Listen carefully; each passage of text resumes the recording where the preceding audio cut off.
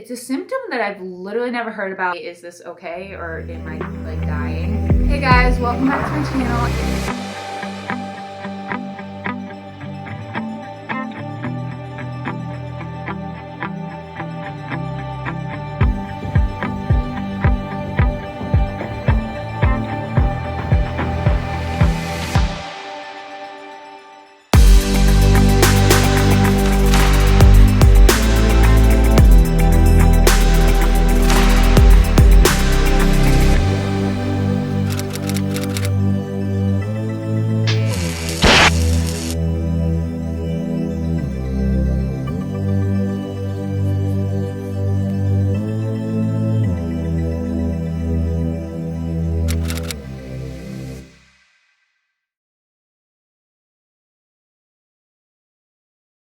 Last time I spoke way too soon.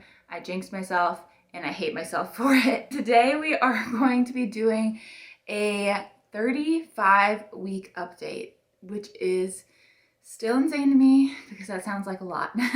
But today we are going to be doing a 35-week update, and had a doctor's appointment at 34 weeks, and I also have another doctor's appointment at 36 weeks.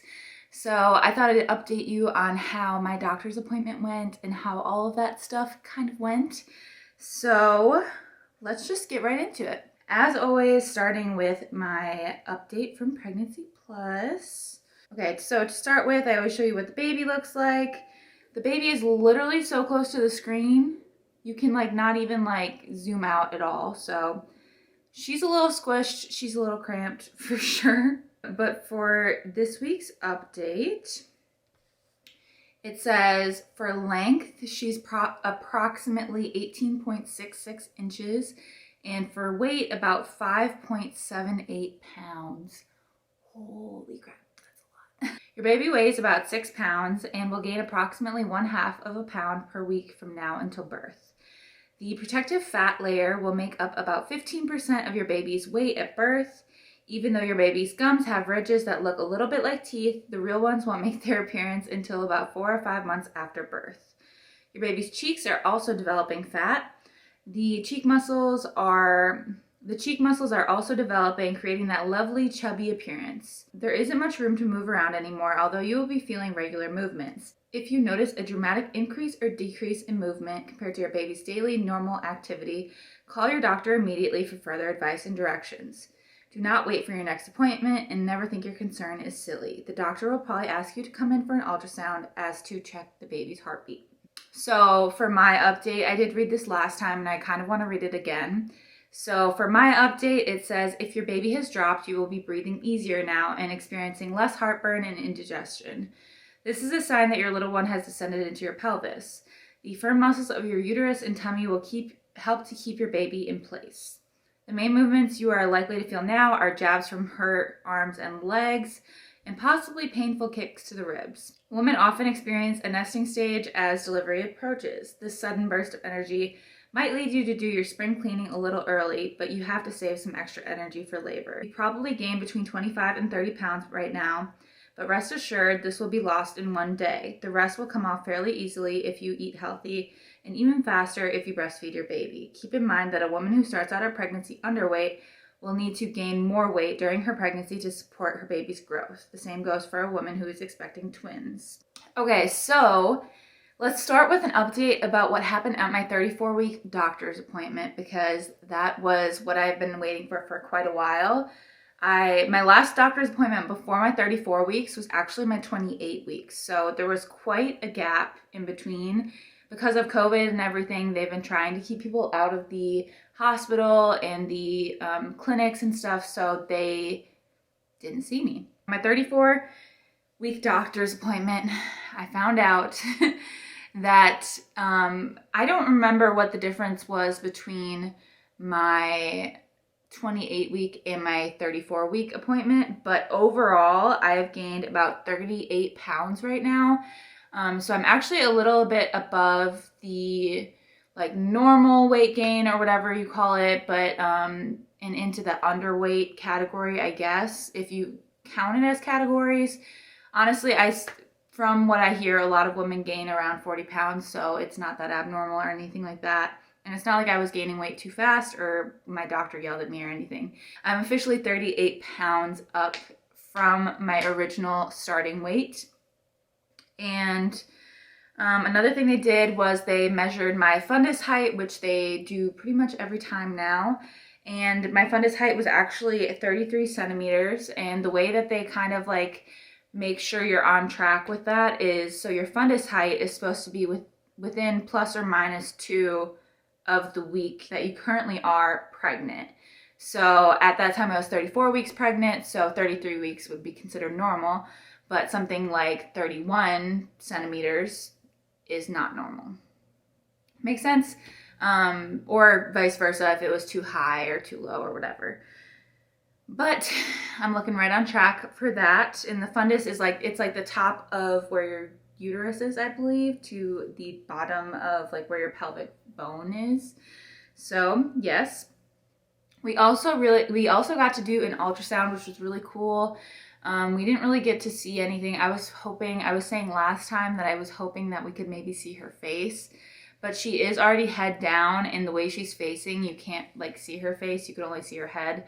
So on the bright side, she is head down and ready to go anytime now, which was a huge positive because I was a little bit, not concerned, but you know.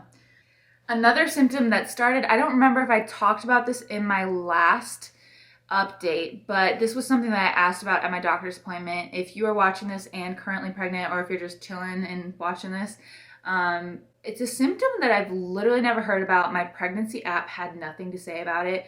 I did Google it, but like I wanted to talk to my midwife to make sure like, hey, is this okay or am I like dying? But a symptom that I started having, I believe it was right after my last update that I updated you guys, was numbness. And it was like the numbness of my upper stomach. Like I would say like probably 3 inches worth of numbness, like from here to like here of numbness. And this is something that kind of has went away a little bit, but it's still sort of there. It's the weirdest feeling ever. It's like if your foot has ever fallen asleep, which I'm sure it has because it happens to everybody. But if your foot has ever fallen asleep, it's kind of like that, like not the pins and needles feeling, but like when your foot is completely numb and you touch it and it's kind of like heavy and it feels like weird and wrong. That's what it felt like. And I've never heard of a pregnant lady having that in her stomach area. And she told me that was completely normal. It's basically like my nerve endings are like freaking out and they don't know what to do. So they just stop feeling because they're stretching, I guess. It's the weirdest thing I've ever heard of. It's good to know if you have it, it's completely normal. The midwife that I saw, it's like a circulation of midwives. There's like 4 or 5 of them through the hospital that I'm going to be giving birth at. And the midwife that I saw that time, that was my first time meeting her, and she actually has a baby. Currently, she has like a 6 or 7 month old, I believe, and she gave me some really good recommendations for books. I will link them down below. I have to go find the sheet. She gave me like a sheet of paper that she wrote them down on, but she gave me a recommendation for something that worked really well with her child for sleeping, and then also a breastfeeding book recommendation because I do not know much about breastfeeding and it's good to know. She also gave me some homework. I just wrote homework is my birth plan. That is something I will be doing this week. It's kind of just like a fill in the blank sheet. It's not like I have to do any work myself or write anything out or type anything out. It's literally just a sheet of paper and I kind of get to like fill in the blank or check off what I want, what I don't want, that kind of thing. So that's really nice and easy, straightforward, which I like. Next appointment is at 36 weeks, like I said, and at that appointment, that's actually when I'm going to be prescribed to get a breast pump so that I can get a breast pump. I guess they can't do it until the 36-week appointment. And then the last thing that happened at the appointment, we did take her like heart rate or whatever, her heartbeat, with a little Doppler thing, and it was 135, which is the lowest it's been, but maybe it's just because she's getting bigger, which would make sense. But yeah, that is the update from the appointment. I also wrote down a couple of things. I think last time I told you a little bit of my to-do list and things I wanted to get done in the next couple of weeks here, and I wanted to give you an update on some of them. So first of all, very proud of myself. I found a pediatrician, which is awesome. I definitely felt like I was late to the game on that one. I don't know. I hate talking on the phone. I hate making appointments. I hate all of that stuff. I really do. So the thought of like having to like track down a pediatrician that like I like and that's covered under my insurance and all of that stuff was not something that was super exciting to me, but it's over. I found a pediatrician. Also this week I finished all of our classes that we like our prenatal and then like after the baby's born, baby care, all of our classes are online. And it took weeks to finish them. Honestly, at a certain point, Sean has ADHD, which means he has very low concentration rate. So it was like very slow paced moving. So what we ended up doing is I ended up doing it all myself, like online in the actual portal. And then I made Sean this like quick notes sheet, and it honestly is gonna help me a ton too, that he can read over. He's going to read over all of the things and like know all the things that I want him to know and he needs to know and all that stuff. And then probably just print that out and keep it, because when I'm tired, my recall doesn't work. So I'd rather just like have it printed out and like there, just so we know, especially for the stuff like after baby is born, like things to look for, things to do, things to make sure are all good and stuff like that. But yeah, we finished our classes. Happy it's over, because now that I'm 35 weeks, I feel like it's like around the corner now. Another thing on my to-do list that I got done was I found a daycare, which is great. I had a daycare in mind. I think I explained it a little bit last time. We had a daycare, but it wasn't like a commitment thing that was happening. So we had to look for something else because we didn't want to be left like daycareless. I do have to tour it in person and make sure that I like it and like the area it's in and all that stuff. But hopefully that tour goes well and we are good to sign paperwork and everything, because I really do like it and I'm happy we finally found something. It's a little bit late once again, but I hate making phone calls and I can't help that I'm an introvert, like, you know. Let's talk a little bit about my symptoms I've been having. I have been sleeping not very well. I think this has been a common theme for the past like many weeks. I have the occasional night where I sleep better than others, but a lot of my sleeping issues have to do with the fact that I wake up like every 2 hours tops. Last time I spoke way too soon. I jinxed myself and I hate myself for it. But a symptom that has finally arrived after like weeks of me like seeing it on my list of symptoms that I might possibly have, but never actually getting it, is heartburn. But some things that I don't deal with are like heartburn. Heartburn I've never had in my entire life. I didn't know what it was really. I understood what it was, but I've never like felt it. And heartburn has walked into my life and I want it to leave very quickly. Especially I would say the past, like literally probably a couple days after that last update was when it started. And ever since then, it's just been going strong and it's the worst thing. Some other symptoms I've been having are, I want to say, lightheadedness before eating normally. Like if I wait too long, I definitely get super lightheaded. I definitely can't tie my shoes anymore. That is gone. And the last thing I want to talk about before we close out this update and do a bump shot is my to-do list for this week. So to-do list for this week is kind of like actually getting ready for baby. So we built our bassinet a couple of days ago, which is really exciting. But some other things that we want to do / have to do is we are going to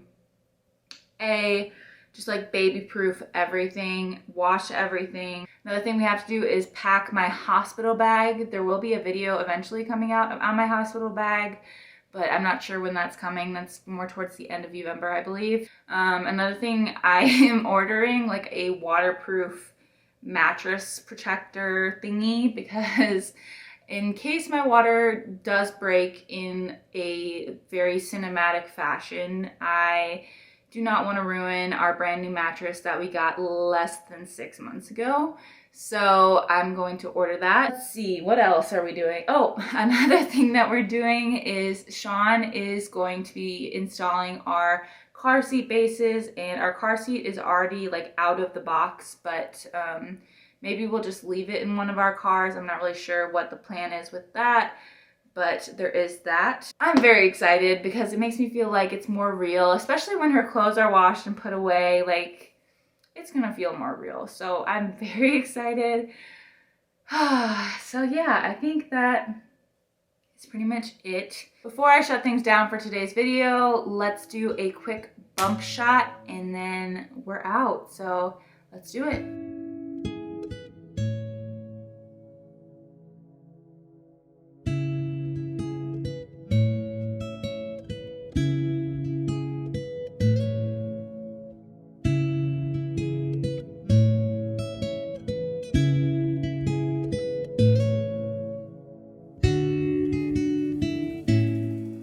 Yeah, we're almost a full term. It's kind of insane. So I hope you guys have enjoyed these updates. I hope you guys are enjoying November and everything that comes along with it.